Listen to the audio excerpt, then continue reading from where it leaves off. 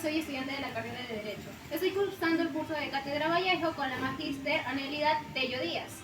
Y en esta ocasión hablaremos del tema abuso de poder.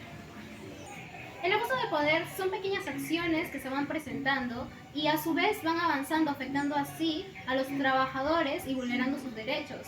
Eso mismo afecta también a su moral y a su ética como trabajador y como persona. El cuento, titulado Viaje alrededor del porvenir, escrito por el escritor y poeta peruano César Vallejo, nos invita a reflexionar profundamente sobre una problemática tan antigua como la humanidad misma, el abuso del poder. A través de una narrativa provocadora, expone cómo las promesas de un futuro mejor pueden convertirse en herramientas de control, donde el poder, en lugar de ser un medio para el progreso, se transforma en una trampa que limita libertades, impone desigualdades y condiciona el destino colectivo. El cuento plantea preguntas cruciales.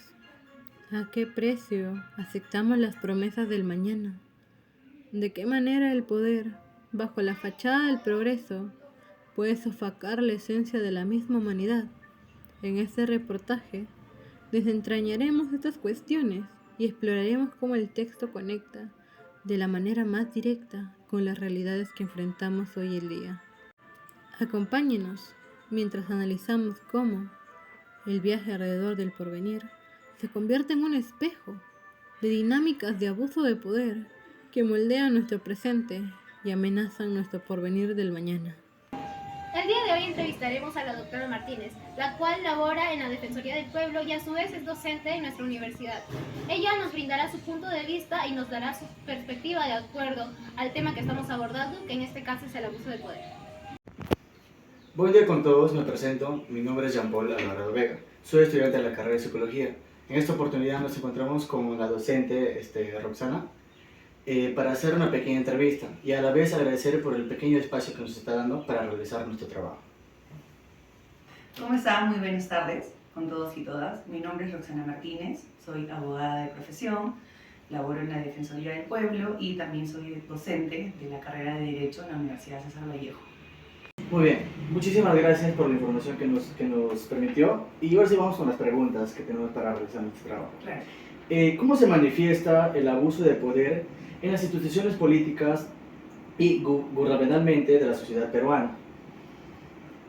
A ver, ¿cómo se manifiesta? ¿No? Primero debemos entender qué es el abuso de poder, ¿no? Que para que exista esta figura debe ejercerse abusando de un cargo, ¿no?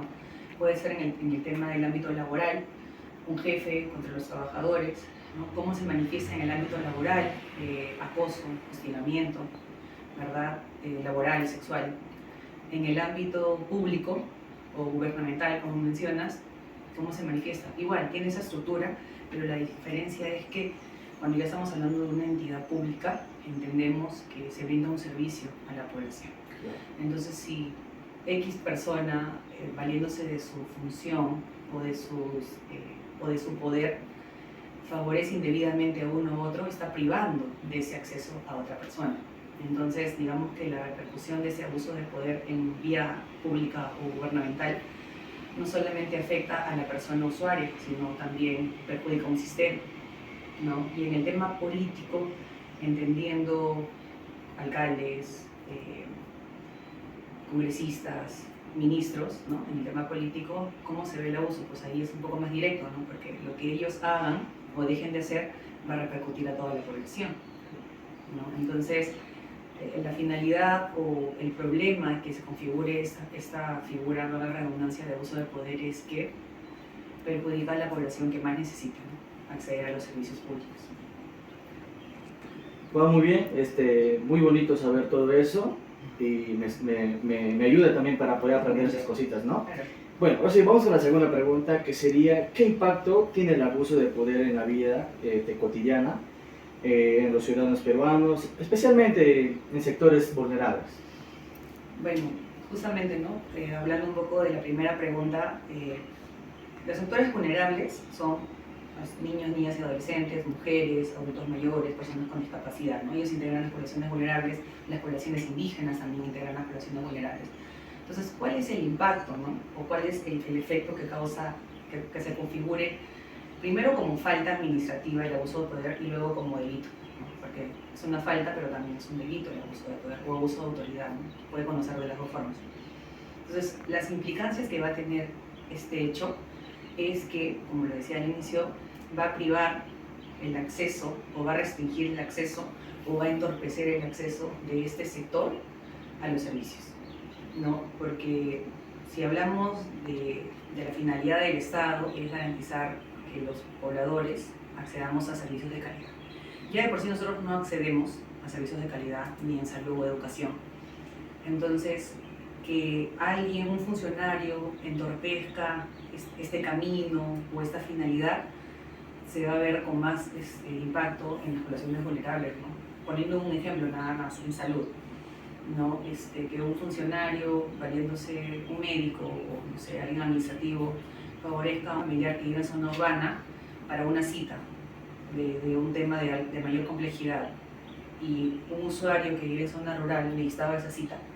Entonces, ya de por sí las personas que estamos en zona urbana tenemos esta falencia de acceder. Imagínate una persona de zona rural que para llegar al centro de salud tiene que caminar 6 horas para la primera evaluación, luego de ahí se determine si necesita referencia y luego cuando llega la referencia. Entonces, la implicancia obviamente o el efecto es, por usar un término, es catastrófico, ¿no? Porque esas personas vulnerables ya de por sí tienen el rechazo del sistema y ahora los ejecutores, que son los funcionarios, al hacer uso del abuso de poder, van a generar pues, más rechazo, más exclusión social, ¿no?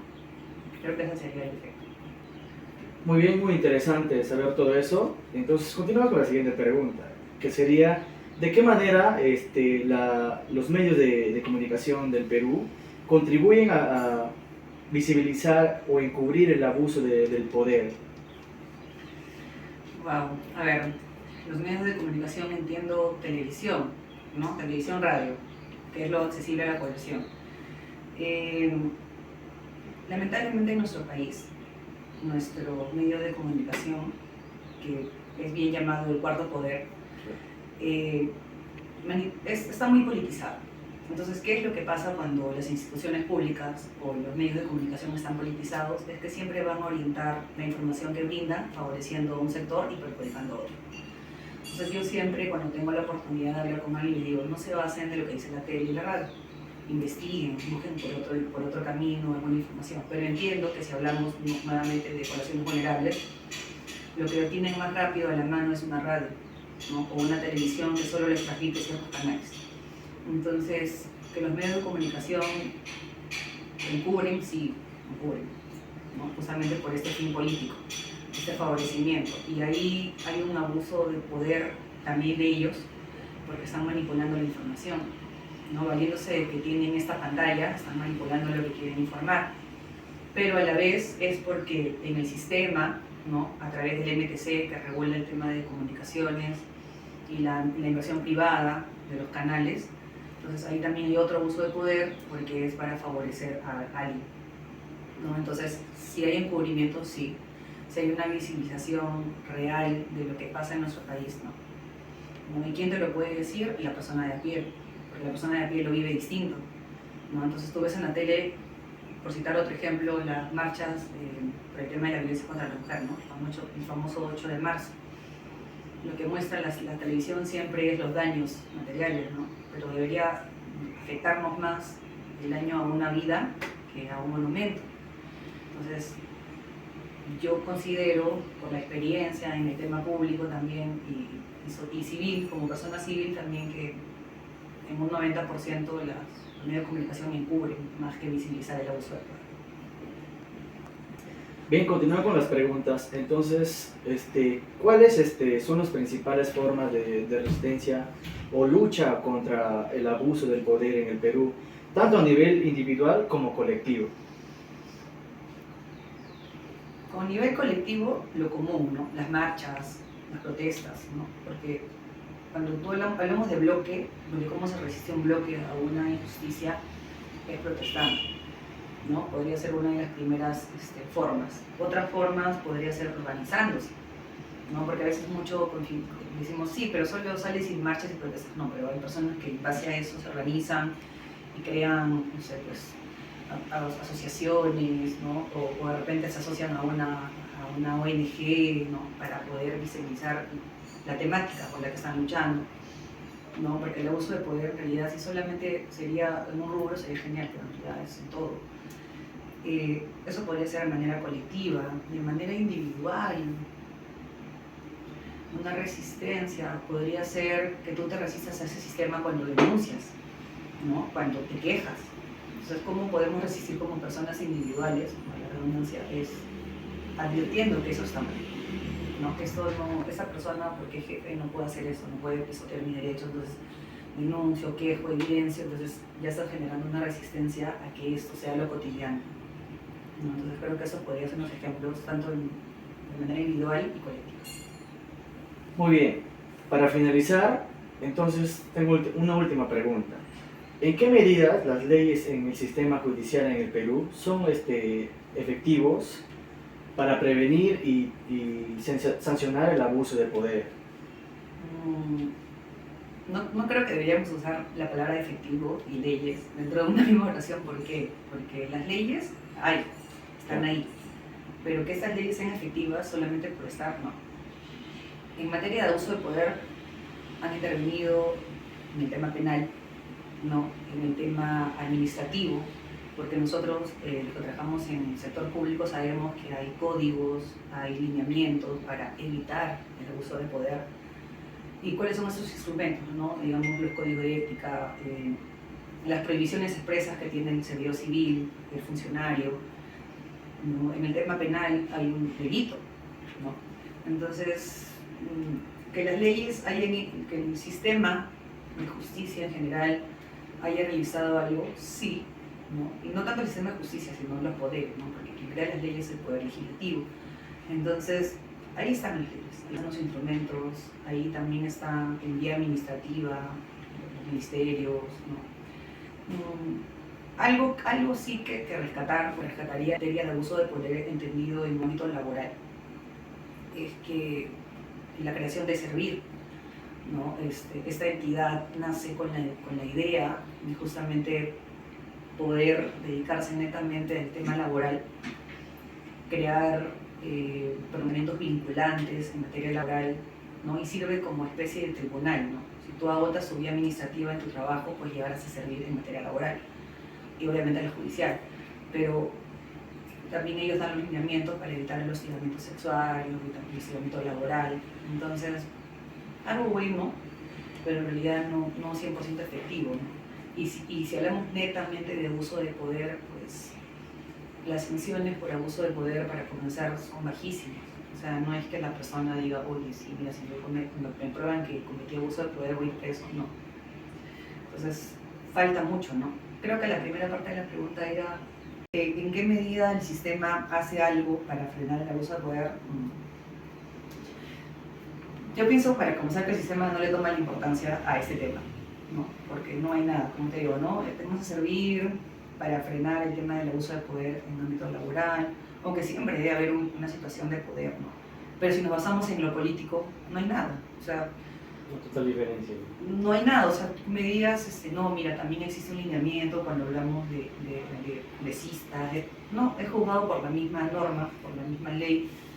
Entonces, siento que no se hace mucho en realidad por el tema de abuso de poder o cómo frenarlo, ¿no?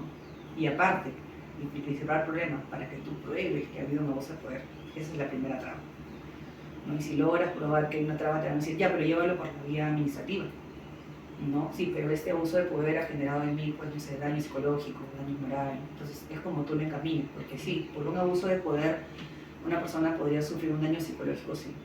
Entonces, ahí estamos hablando de una violencia psicológica, de repente una violencia sexual, una violencia física, y que también deriva en un daño y un perjuicio, ¿no? Entonces, la idea es conocer qué tenemos en esa materia, qué se podría hacer, y si existen cosas que ya están creadas, cómo las puedes potenciar, ¿no? Creo que eso sería todo. Gracias. Muy bien, muchísimas gracias por la información que nos brindó y a la vez agradecerle por el tiempo que se dio para darnos esta información, ¿no?